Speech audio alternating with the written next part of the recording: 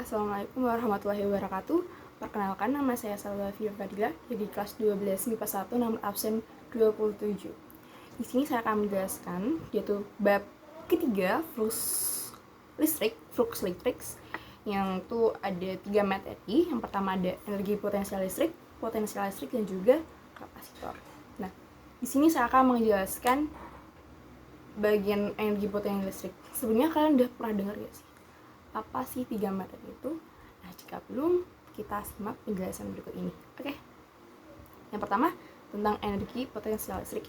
Nah, potensial listrik sendiri memiliki arti energi potensial listrik ya maksudnya, yaitu artinya benda yang bermuatan listrik dan berada dalam medan listrik akan mempunyai energi potensial yang besarnya dirumuskan sebagai berikut. Nah, ini ada seperti titik ya, Q1 ada Q2, R1 dan R2.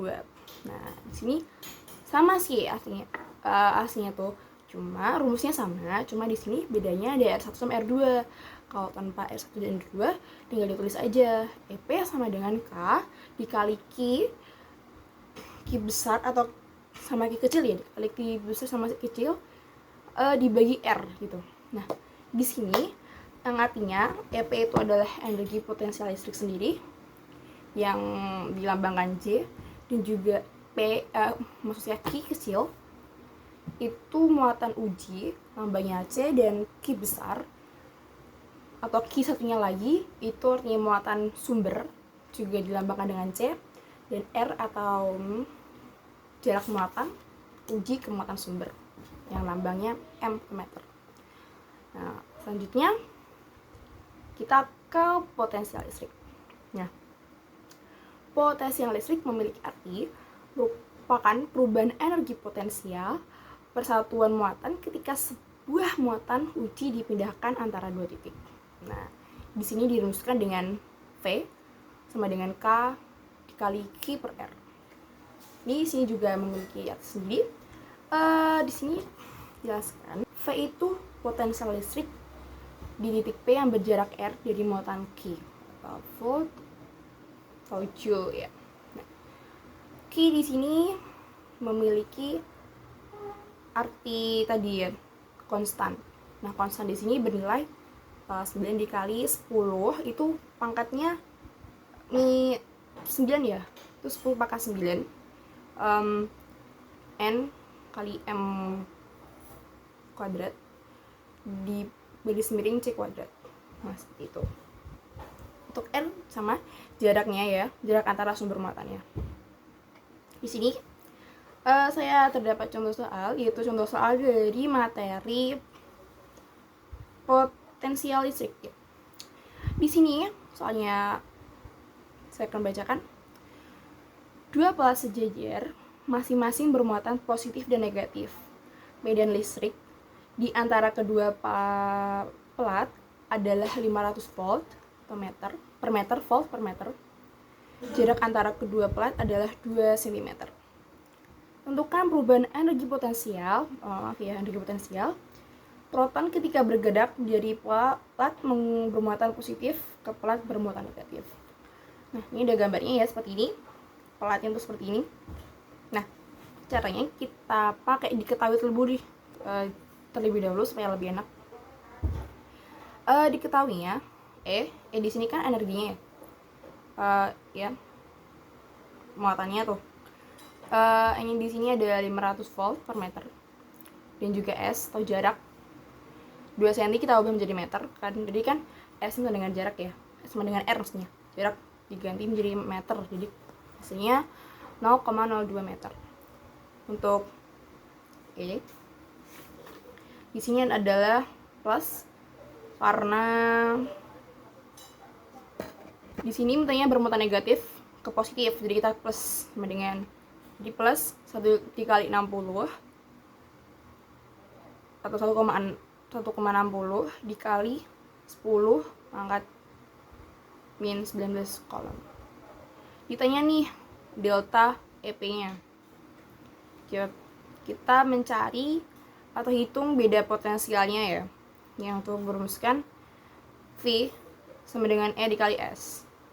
Nah, V-nya tadi kan 500 volt per meter dikali sama tadi jaraknya 0,02 meter. Hasilnya adalah 10 volt.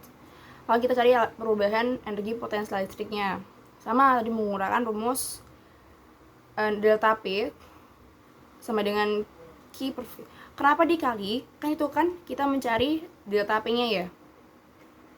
Nah, tinggal kita balik aja rumusnya menjadi perkalian. Seperti itu. Di rumus potensial listrik tuh ada satu rumus lagi, yaitu V sama dengan LP dibagi Q kecil. Nah, jadi kan disuruh cari energi potensialnya, kita kalikan aja nih. EP kita kalikan jadi Q per V. Ya.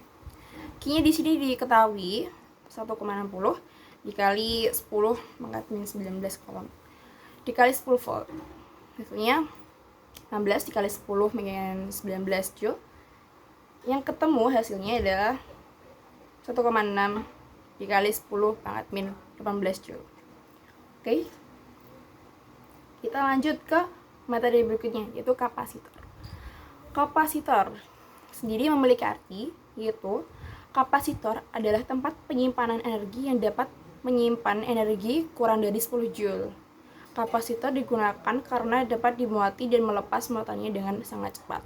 Nah, kapasitor dibagi menjadi dua, yaitu ada kapasitas sama asli-aslinya, dan juga yang kedua adalah rangkaian kapasitor atau susunan kapasitor. Kita ke pengertian tentang yang pertama ya, yaitu ada tadi kapasitas kapasitor nih, bacakan, yang artinya adalah jumlah atau banyaknya muatan yang dapat ditampung oleh kapasitor. Nah, di sini dari maksudnya kapasitas kapasitor ada dua cara. Yang pertama, cara untuk mencari besar kapasitas kapasitor, yang kedua mencari energi yang tersimpan di kapasitor. Nah, untuk rangkaian kapasitor ada dua. Pengertian terlebih dahulu, pengertian dari rangkaian kapasitor adalah rangkaian yang terdiri dari dua atau lebih kapasitor yang dibentuk untuk mendapatkan nilai kapasitor yang tepat untuk rangkaian elektroniknya. Nah, rangkaian kapasitor dibagi menjadi dua, yaitu rangkaian atau susunan kapasitor seri, dan juga yang kedua, rangkaian atau susunan kapasitor paralel. Nah, di sini slide selanjutnya dapat kalian lihat di itu ya, rangkaian kapasitor nih. Kita ke rumusnya rangkaian kapasitor lebih dahulu. Di sini terlihat ada kayak arus listrik. Nah, kalau sejajar itu termasuk rangkaian kapasitor seri. Nah, untuk mencari muatan listriknya atau Q, itu kita sama dengarkan saja ya. Jika kita sama dengankan. Nah, jika kita mencari beda potensialnya atau V, kita sama dengankan V-nya atau energinya. V-nya itu Vs sama dengan V1 plus V2 plus V3. Untuk mencari kapasitansi atau energi seluruhnya, kita bagi pecahan ya, itu 1 per CS sama dengan 1 per C1 ditambah 1 per C2 ditambah 1 per C3. Kita lihat nih di rumus rangkaian kapasitor paralel. Nah, bedanya kalau kapasitor seri itu sejajar, sementara kapasitor paralel itu atas menurun gitu. Ya, menurun. Jadi kita hanya membedakan di itunya ya. Oh, untuk rangkaian seri tadi muatan listriknya kan Qs sama dengan Q1 sama dengan Q2 sama dengan Q3. Kalau untuk rangkaian paralel, Qp-nya itu sama dengan Q1 plus Q2 plus Q3. Nah, kalau di paralel itu beda potensialnya disama dengankan Vp sama dengan V1 sama dengan V2 sama dengan V3. Kalau kapasitansinya tuh ditambahkan aja Cp sama dengan C1 plus C2 plus C3, seperti itu. Lanjut ke kapasitas kapasitor. Nah, di sini pengertiannya akan ada dua tadi, yaitu dari besar kapasitas kapasitor dan juga energi yang tersimpan di kapasitor. Kita ke pertama dulu, yaitu besar kapasitas dan kapasitor. pengertiannya, bukan pengertian, materinya itu. Jika sebuah kapasitor dapat menyimpan muatan sebesar I, ketika dihubungkan dengan potensial V, maka besar kapasitas kapasitornya dapat dinyatakan sebagai berikut. Nah, seperti itu. Nah, di sini ada C sama dengan Q per V, atau C sama dengan omega 0, N0 maksudnya N0 dikali A per D, atau C sama dengan A per D.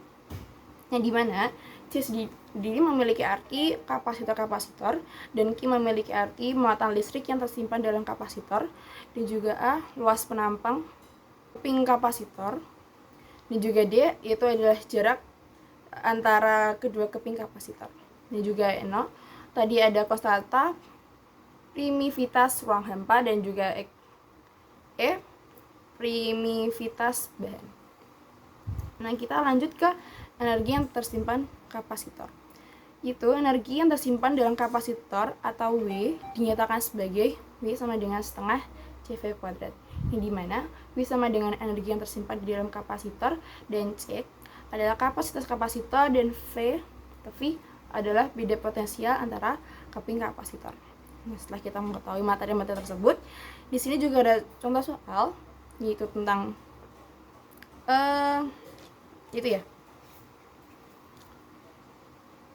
potensial yang terjadi pada kapasitor. Soalnya yaitu sebuah kapasitor 200 mF, saya ulangi, sebuah kapasitor 200 mF yang mula-mula tidak bermuatan dialiri arus 10 mA, lamanya adalah 10 sekon, 10 detik, maka berapakah beda potensial yang terjadi pada kapasitor? Kita jawab nih. Pertama, kita mencari kapasitas kapasitornya. Kita lihat di C sama dengan tadi diketahui ada 200 mF dialiri arus dengan itu 10 mA. Ini dilambangkan dengan I kayaknya. Sama dengan kita ubah menjadi A. Dilambangnya A. Ini kita 10 kita bagikan dengan 1000. Jadinya hasilnya 0,01 mA. Sama tadi diketahui waktunya adalah T10 sekon. Kita menggunakan rumus V sama dengan Q per C, yaitu V-nya, I-nya kan tadi kan udah ketemu ya. Ada I-nya tuh 0,01 dikali T-nya adalah atau waktu 10 detik, dan juga C-nya tadi 0,02. Sama tadi 200-nya kita ubah menjadi 0,02. Nah, yang hasilnya yaitu 0, V. Oke. Sekian, terima kasih. Mohon maaf jika ucapan saya masih salah. Semoga bermanfaat. Jika masih belum jelas, mungkin kalian bisa melihat video atau materi-materi tadi. Kalian bisa ulangi lagi. Sekian, terima kasih. Wassalamualaikum warahmatullahi wabarakatuh.